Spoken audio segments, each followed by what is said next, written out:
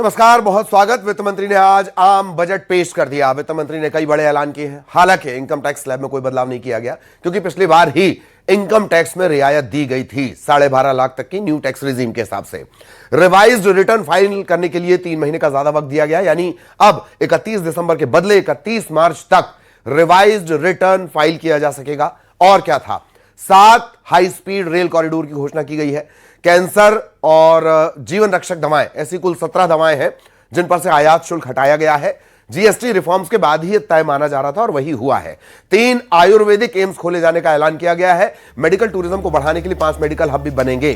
करीब 800 जिलों में लड़कियों के लिए हॉस्टल बनेंगे। ये वो बड़ी बातें। सस्ता महंगा क्या है वो आप लगातार देख रहे हैं।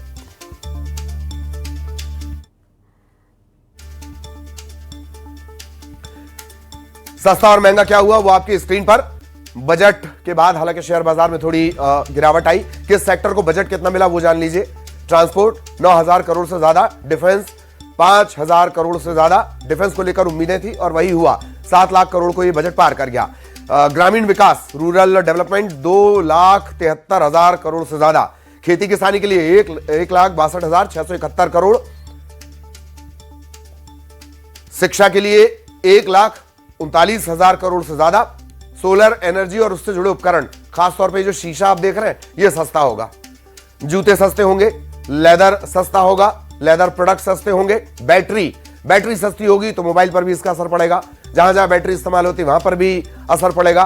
पर्सनल यूज के विदेशी सामान ये सस्ते हुए हैं। शराब महंगी हुई महंगी शराब। तो ये अलग अलग चीजें, महंगा सस्ता वो भी हम आपको बता रहे हैं। किस तरह से किस सेक्टर पर कितनी रियायत बरती गई है वो भी आप देख रहे हैं। डिफेंस को लेकर जो उम्मीद थी वही हुआ। हालांकि बजट और ज्यादा डिफेंस की तरफ से मांगा गया था, लेकिन अच्छी खासी बढ़ोतरी हुई है। बजट आपको डिफेंस का पहला बजट बताएं 93 करोड़ रुपए का था, वो आज 7 लाख करोड़ को पार कर गया है। 6 बड़े क्षेत्रों पर फोकस कहां किया गया। पुराने उद्योग रोजगार भी जनरेट करेंगे। एमएसएमई ये भी रोजगार जनरेट करेंगे, इस लिहाज से इन पर फोकस किया गया। इंफ्रास्ट्रक्चर पर फोकस किया गया है। 6 बड़े क्षेत्र जहां फोकस, सुरक्षा और स्थिरता, शहरों का विकास, इस पर फोकस किया गया। ये वो सेक्टर आप देख रहे हैं जिस पर सरकार ने ज्यादा ध्यान दिया है। स्ट्रेटेजिक मैन्युफैक्चरिंग, पुराने उद्योग, एमएसएमई, सुरक्षा, इन चीजों पर ज्यादा फोकस रखा गया। बजट को लेकर क्या सस्ता क्या महंगा वो भी हम लगातार आपको बता रहे हैं। करीब 80 मिनट का भाषण। हालांकि सबसे ज्यादा बजट भाषण पढ़ने का रिकॉर्ड भी निर्मला सीतारमण के नाम ही है। करीब 160 मिनट का उनका ये रिकॉर्ड रहा है। क्या महंगा क्या सस्ता वो बहुत आसान और ग्राफिकली हम आपको समझा रहे हैं। सोलर प्रोडक्ट जाहिर तौर पर सस्ते होंगे। सरकार नए ऊर्जा के जो रिसोर्सेज हैं उन पर बहुत फोकस करना चाहती है। पेट्रोल, गैस, कोयला, इन सब पर निर्भरता कम करना चाहती है। पीएम सूर्य किरण योजना, और तभी यह तय हो गया था कि सोलर पैनल उससे जुड़ी छूट रहेगी। हालांकि सब्सिडी की डिमांड बार बार की जा रही है कि सोलर पैनल जब आप घर पर लगाना चाह रहे हैं तो उसमें सब्सिडी भी कुछ कम की जाए। शराब महंगी होगी। सिन प्रोडक्ट्स में यह आता है पापी प्रोडक्ट। सिन यानी पापी प्रोडक्ट में शराब आता है, वो महंगा होगा। विलासिता ये जीएसटी रिफॉर्म्स के बाद ही तय हो गया था। हालांकि शराब स्टेट का भी मैटर है। आपने देखा होगा बोतल पे लिखा रहता है for sale in UP only. State government के भी इसमें टैक्स एड ऑन होते हैं। इसी वजह से गोवा से जब लोग वापस आते हैं तो पुलिस चेकिंग लगती है। खैर, शराब महंगी होगी, सिन प्रोडक्ट में आता है। 4 मीटर से ऊपर की जो गाड़ी होगी वो महंगी होगी, वो भी विलासिता के प्रोडक्ट में आता है। सस्ते में सोलर एनर्जी हम आपको बता रहे हैं, लेदर आपको बता रहे हैं। ट्रेन को क्या मिला वो जान लीजिए। ये अलग अलग कॉरिडोर हैं जो बनाए जाएंगे।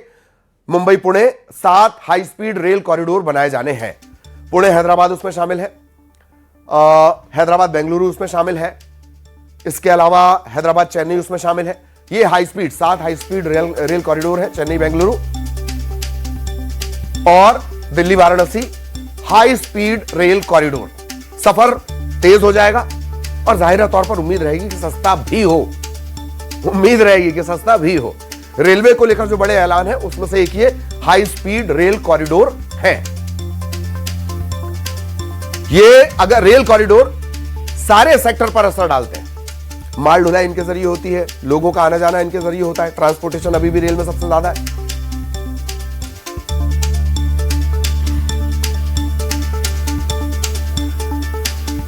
बजट के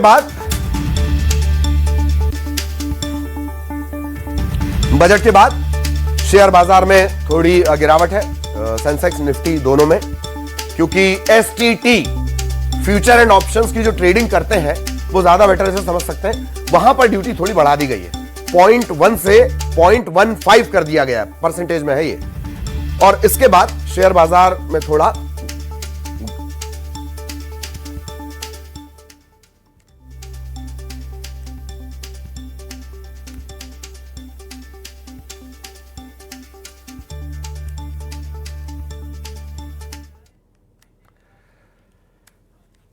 चलिए अब किस तरह का रिएक्शन है वो भी हम आपको बताएंगे। सीए के जरिए चार्टर्ड अकाउंटेंट भी हमारे साथ जुड़े हैं, उनके जरिए हम बारीक बातों को समझेंगे, लेकिन फील्ड पर क्या रिएक्शन है वो भी जानेंगे। मंदसौर से प्रीत हमारे साथ जुड़े हुए हैं, भोपाल से शिवकांत हमारे साथ जुड़े हुए हैं, उनके पास भी आपको लिए चलेंगे, उनके जरिए भी समझने की कोशिश करेंगे। और देवेंद्र विश्वकर्मा साहब, आप सीए हैं, वो हमारे साथ जुड़े हुए हैं। शर्मा साहब का बहुत स्वागत, उनके जरिए भी चीजों को समझेंगे। पर पहले मंदसौर जरा लिए चलते हैं। मंदसौर से किस तरह के रिएक्शन प्रीत, एक क्विक रिएक्शन लीजिएगा फटाफट। बिल्कुल, देखिए मेरे साथ कुछ किसान मौजूद हैं, उनसे चर्चा कर लेते हैं जो कि बजट जो पेश हुआ है किस प्रकार से देखते हैं बजट को मध्य प्रदेश के लिए और खास करके मालवा के क्षेत्र के लिए। देखो, अभी तक जो हमें जानकारी हमें आ रहा है बजट के बारे में, मैंने जो टीवी पर और इन पे जब सोशल मीडिया पर देखा तो केवल एक आंकड़ों की बाजीगरी दिखाई जा रही है, क्योंकि देश की 80% जनता कृषि से जुड़ी हुई है और उसके लिए जो बजट का प्रावधान किया गया वो 14,528 करोड़ का बताया जा रहा है, जो बहुत कम होता है, क्योंकि 80% देश की जनता जिस पर जुड़ी हुई हो उसके लिए बजट बहुत कम होता है। और ख़ास करके मैं मध्य प्रदेश से आता हूँ और जो मैंने सुनी है फसलों की कि वो नारियल में, चावल में, मत्स्य पालन में, चंदन की खेती के लिए प्रावधान किए गए, लेकिन हमारे मध्य प्रदेश की फसलों के लिए कोई प्रावधान हमें नज़र नहीं आ रहा है इस बजट में। इस बजट से हमें जो किसानों को जो घाटा है, आज सरकार यदि कुछ किसानों के लिए करना ही चाहती है तो किसान देश का कर्ज तले दबा हुआ है और उनको एक बार पूरी तरह कर्ज से बाहर निकाल दे ताकि वो अपनी प्रगति कर सके। केवल आंकड़े दिखाने से किसान की प्रगति नहीं होने वाली है। किसानों को, मध्य प्रदेश के किसानों को कई फसलें फेंकना पड़ रही है, भाव नहीं मिलने की वजह से, निर्यात नहीं होने की वजह से उन्हें कोई, और लगातार लागत इतनी बढ़ती जा रही है। मनरेगा की बात इस बजट में की जा रही है कि रोजगार के अवसर बढ़ाए जा रहे हैं, लेकिन मैं सरकार से कहना चाहता हूं कि मनरेगा जैसी योजना से न तो मजदूरों को कोई फायदा हो रहा है न देश का विकास हो रहा है। यदि वाकई में यदि देश का विकास करना चाहती है सरकार तो मनरेगा को कृषि से जोड़ दे और किसान अपने खेत पे काम करे और सरकार उसका पैसा दे, और मजदूर भी यदि किसान के खेत पे काम करे तो वो मजदूरी भी हमारी सरकार दे, जिससे लागत कम होगी और किसानों को। आप बताइए, लागत मूल्य मिल पा रहा है क्या? इस बजट को किस प्रकार से देखते हैं? किसानों को फायदा होगा? किसानों को कुछ फायदा नहीं है, क्योंकि लागत मूल्य भी नहीं निकल पा रहा है कि फसलों के भाव इतने कम है कि उनको जो लागत है उसका आधा ही पैसा मिल पा रहा है, उनको पूरी तरह से पैसा भी नहीं मिल पा रहा है। इस बजट को आप किस प्रकार से देखते हैं? जैसा बजट वित्त मंत्री द्वारा पेश किया गया है उसको किस प्रकार से देखते हैं? दादा, आप किस प्रकार से देखते हैं बजट को इस बार? कुछ किसानों के लिए कोई फायदा, ऐसा कुछ फायदा नहीं है। तो मंदसौर से थोड़ी ज्यादा नाराजगी। प्रीत, मैं आऊंगा आपके पास। मंदसौर की दिक्कत यह भी है कि वहां पर चूंकि जिस तरह की खेती होती है, मंदसौर के एक बेल्ट में अफीम की भी खेती होती है, उसकी खेती दरअसल बहुत कठिन है, सरकारी नियमों के तहत वो खेती होती है। आएंगे प्रीत आपके पास, लेकिन उससे पहले डॉक्टर देवेंद्र विश्वकर्मा साहब, मैं आपके पास एक क्विक रिएक्शन के लिए आ रहा हूं। इस बजट को लेकर क्या आपको लगता है? Devendra sir please. देखिए, इस बजट में सरकार ने अपने वित्तीय घाटे को कम करने की कोशिश की, इसलिए सरकार ने लोभ लुभाने और जनता के हित की ज़्यादा बात नहीं की, फ्री की योजना की बात नहीं की। सरकार का जो मेन बिंदु था इस बजट में, वैश्विक लीडरशिप की बात सरकार ने 2047 में की है और उसमें बोला है कि हम 10% विश्व के मार्केट में अपना वर्चस्व स्थापित करेंगे और हम अपने एक्सपोर्ट को बढ़ाएंगे। एक दूसरा, सबका साथ सबका विकास की बात की है सरकार ने, लेकिन किस स्तर पे की, कैसे करेंगे, ये स्पष्ट नहीं है। मनरेगा में जो महात्मा गांधी का सरकार ने नाम चेंज किया था, अब उसमें महात्मा गांधी ग्राम स्वरोजगार योजना के कारण फिर से महात्मा गांधी को सरकार ने लाया है। भारतीय ज्ञान परंपरा की इस बजट में स्पष्ट तस्वीर दिखती है। सरकार ने जड़ी बूटियों की बात की है, योग की बात की है, तो मुझे लगता है कि सरकार ने कुछ सेक्टर में भारतीय ज्ञान परंपरा की बात की है। ठीक है। जैसे हम देख सकते हैं कि जो बुद्ध यूनिवर्सिटी, जो बुद्ध बेल्ट है हमारा, भगवान बुद्ध का है। हाँ। और ये वहां पर उन्होंने इसके मंदिर और टेम्पल्स वगैरह बनाने की बात की है। लेकिन सांची में इतना बड़ा विश्वविद्यालय है, सांची विश्वविद्यालय, वहां पे पिछले 10 वर्षों से आप देखिए शिक्षकों की नियुक्ति नहीं हो रही है। सांची विश्वविद्यालय का कंसेप्ट भी यही था कि जितने, चाहे वो चाइना हो, इंडोनेशिया हो, जापान हो, यहाँ के पूरे एशिया और विश्व के वहाँ पे छात्र हैं, जिससे हमको फॉरेन ठीक पैसा एक सवाल आया सर, इकोनॉमी को बूस्ट हुआ। आज अंतिम एक सवाल आया देवेंद्र सर, मैं आपको टोक रहा हूं कि पहले ये कहा गया कि इनकम टैक्स ना चुकाने पर जो सजा वाली बात थी कि अब सजा नहीं रहेगी, आपको टैक्स के साथ पेमेंट कर देना है, और इसे कैसे समझा जाए? इस वर्ष कोई चुनावी वर्ष नहीं है, इसलिए जनता ने पब्लिक की डिमांड को पूरा नहीं किया, कोशिश की है, पुरानी योजनाओं को आगे बढ़ाया है। इनकम टैक्स पे सरकार ने कलेक्शन पे बहुत जोर दिया है, तो मुझे लगता है कि इनकम टैक्स लोग सही समय पे चुकाएं और नहीं तो पेनल्टी दें, इस ओर सरकार का विशेष ध्यान है। मतलब कुल मिला के सरकार ने रेवेन्यू जनरेट करने के ऊपर विशेष जोर दिया है, क्योंकि सरकार का 55% वित्तीय घाटा है। अगर 2014 से और आज की हम बात करते हैं तो 3 गुना हमारा वित्तीय घाटा हो चुका है। इसलिए सरकार ने वित्तीय घाटों को कम करने की नीति बनाई है और रेवेन्यू कलेक्शन सरकार का कैसे बढ़े, इस ओर सरकार ने विशेष ध्यान देने की इस बजट में कोशिश की है। जी, ये बात सही भी है। 2 महीना पहले करीब मॉर्गन स्टैनली की जो रिपोर्ट आई थी उसमें इस बात का जिक्र था कि सरकार का जो टैक्स कलेक्शन है वो डाउन हुआ है, 7% के आसपास आ गया। सरकार 21% की उम्मीद कर रही थी। इसी वजह से टैक्स स्लैब में बहुत कुछ नहीं होगा, ये हमने शुरुआत में आपको बताया है। मिथिलेश, अब मैं आपके पास आना चाहूंगा, बहुत क्विक रिएक्शन फटाफट।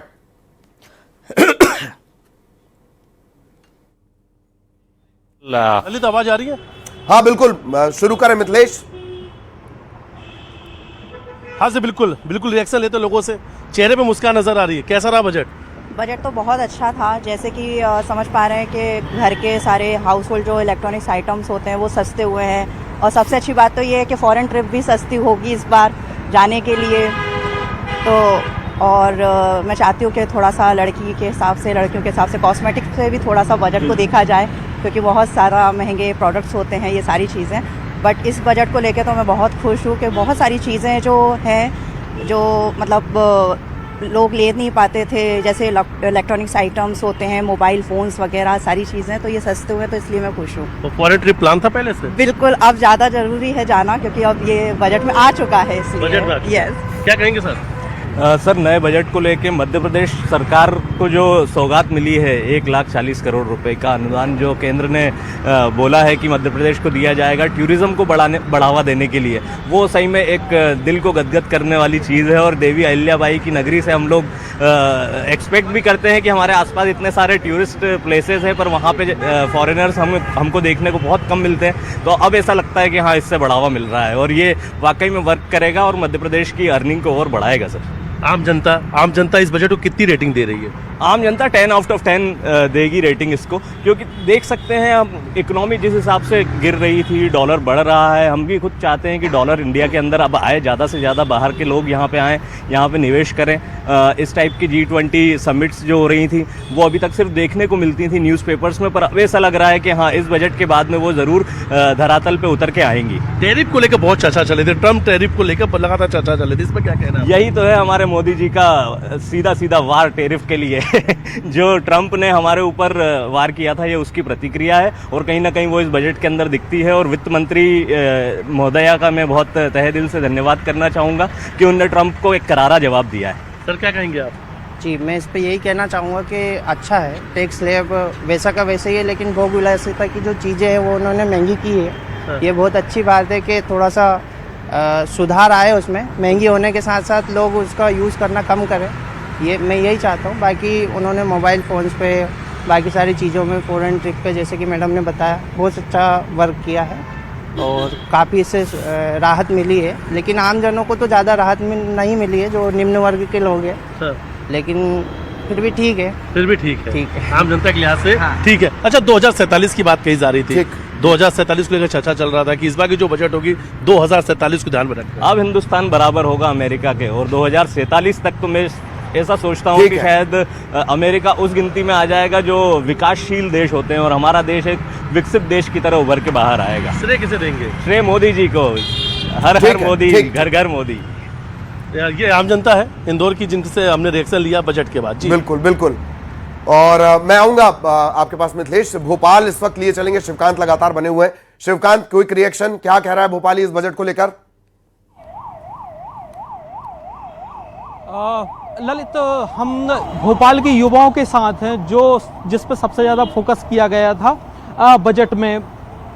बजट का अगर ओवरऑल सिनेरियो देखा जाए तो स्पेशली युवाओं पे फोकस किया था, और कंटेंट क्रिएटर्स की जो लैब होती है 500 जो है कॉलेज रहेंगे, 15,000 स्कूल रहेंगे, जो पर्यटन स्थल हैं उस पर भी 10,000 तैनाती की जाएगी, जो गार्ड्स रहेंगे वो किए जाएंगे। इसको लेके युवाओं को लेके क्या होना चाहिए था, क्या रह गया, या कैसे आगे बढ़ेंगे आप लोग? देखिए, जब कोई बजट पास होता है तो जैसे आप बताएं 500 कॉलेजों में और 15,000 स्कूलों में एक कंटेंट क्रिएटर हो जाएगा। लेकिन ये जब बजट पास होता है तो छात्र एक तो उम्मीद करता है, दूसरा संदेह करता है। उम्मीद इसलिए कि अब जो नए नए स्कीम चालू होने वाले हैं, जैसे स्किल पे हो गया, अब आपने बताया कि कंटेंट क्रिएटर पे बात हो गई है तो सुन सकते जी। अच्छा, ये बताइए कि आप लोग के लिए खासतौर से महंगी जो पढ़ाई को लेके बहुत ज़्यादा कहते थे, उस पर भी ध्यान रखा गया है। महंगाई आपको लगती है कि पढ़ाई में बहुत बड़ी बाधा बनती है, और बजट में इस चीज़ का ध्यान और ज़्यादा होना था, या जितना रखा गया काफ़ी है? महंगाई पढ़ाई पे एक बहुत बड़ी बाधा तो बनती है, लेकिन जिस प्रकार से कहा जा रहा है कि बजट में उसका ध्यान दिया गया है, तो मुझे इस टाइप से कुछ लगा नहीं।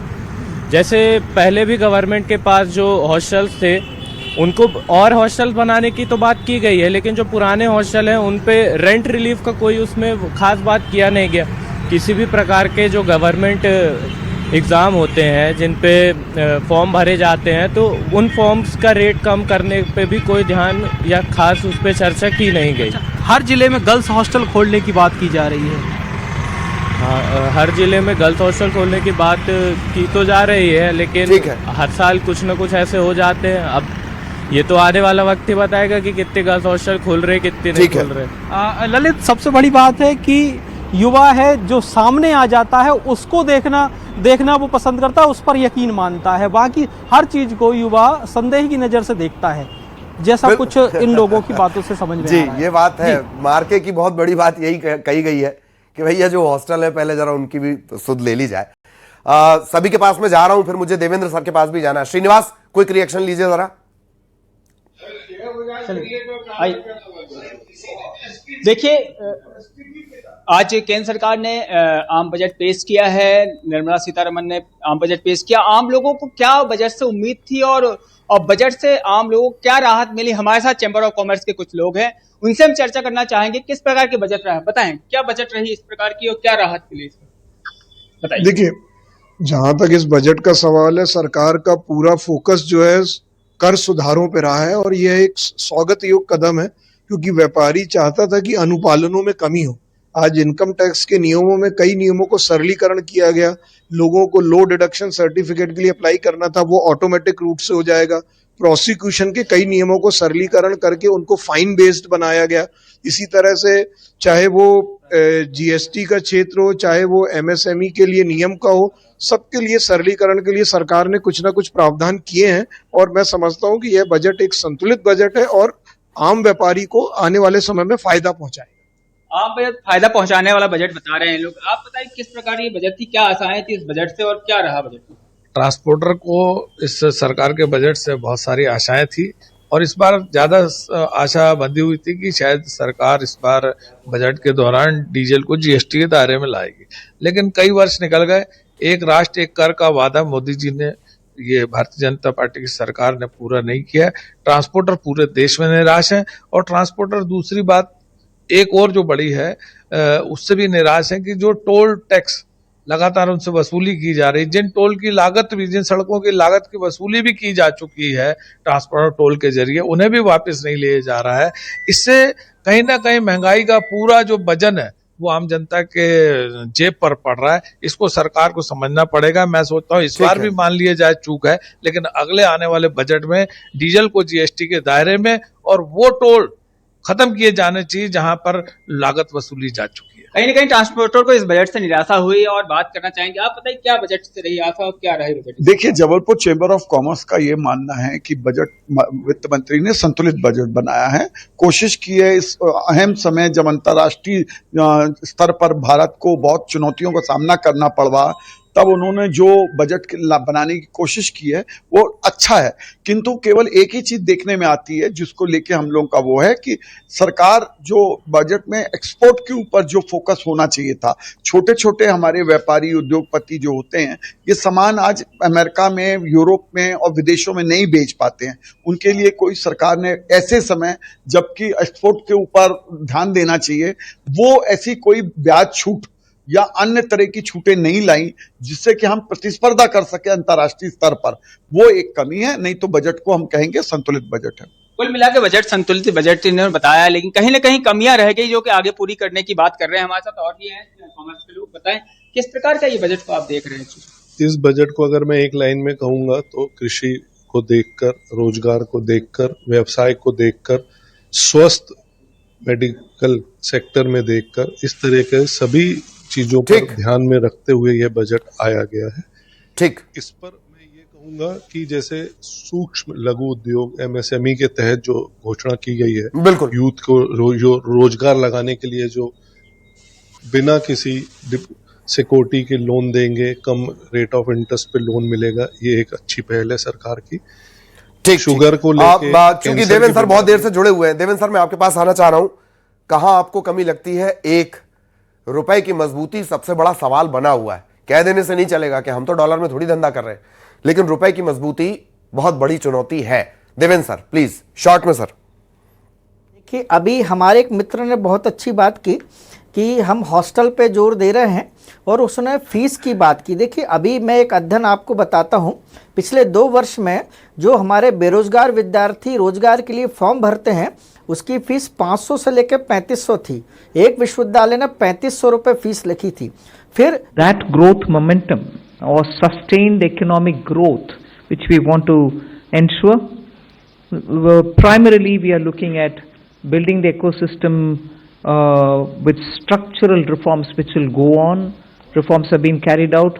We are continuing to do the reform activities, so it will continue with an aim to make sure that we create enough environment for improving productivity and making sure employment is generated. Also, technology, 21st century, this century is completely driven by technology. So we will ensure that technology is brought in to benefit the common man, to make sure common man benefits in the sense of ease of doing living, or for his business to prosper, or for farmers for greater productivity or better logistics, whatever. So technology for benefiting every common man, and above all